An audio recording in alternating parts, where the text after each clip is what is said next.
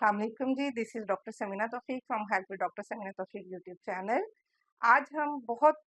Common पूछे जाने वाले एक सवाल के बारे में थोड़ी वजाहत के साथ समझाएंगे उन हामला खवातीन को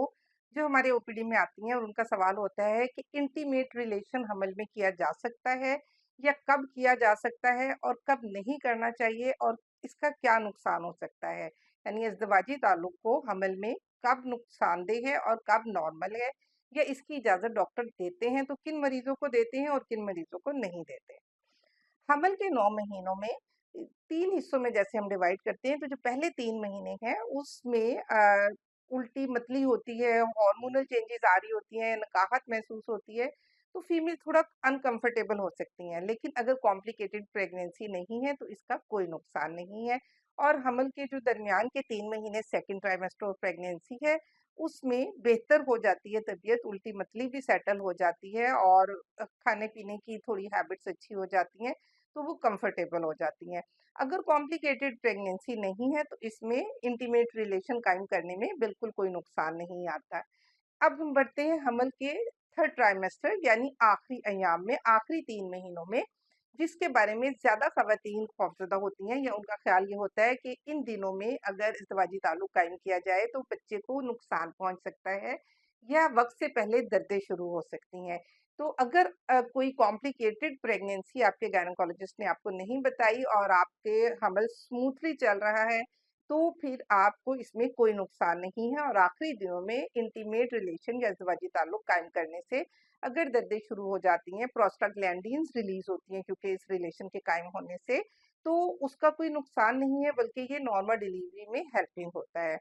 अब हम बात बार-बार जो आप मेरे मुँह से सुन रहे हैं कि कॉम्प्लिकेटेड प्रेगनेंसी और अनकॉम्प्लिकेटेड प्रेगनेंसी, तो कॉम्प्लिकेटेड प्रेगनेंसी वो होती है जिसमें आप अपने डॉक्टर के पास गए, आपके मुआयने और आपके टेस्टों के बाद, अल्ट्रासाउंड के बाद आपको बताया गया कि ये हाई रिस्क प्रेगनेंसी है, इसमें आप इंटीमेट रिलेशन कायम नहीं कर सकते, आपको रेस्ट करना है और इज़्दिवाजी ताल्लुक से परहेज़ करना है। तो ये कौन-कौन सी है, इनको अगर हम लिस्ट करना चाहें, तो अल्ट्रासाउंड पे अगर अमल बहुत नीचे हो, जिसे हम कहते हैं प्लेसेंटा प्रीविया हो, उसमें मना किया जाता है।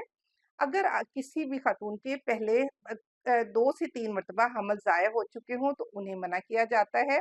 या वो ख़वातीन जिनकी पहले हिस्ट्री हो कि उनकी वक़्त से पहले बच्चेदानी का मुँह खुल गया या वक़्त से पहले उनको दर्दें शुरू हो गई, उन्हें मना किया जाता है। अगर किसी खातून का पहले हिस्ट्री हो कि वक़्त से पहले उनको पानी पड़ गया, यानी उनका वाटर बैग लीक हो गया, प्री टर्म लेबर स्टार्ट हो गई, उन्हें मना किया जाता है।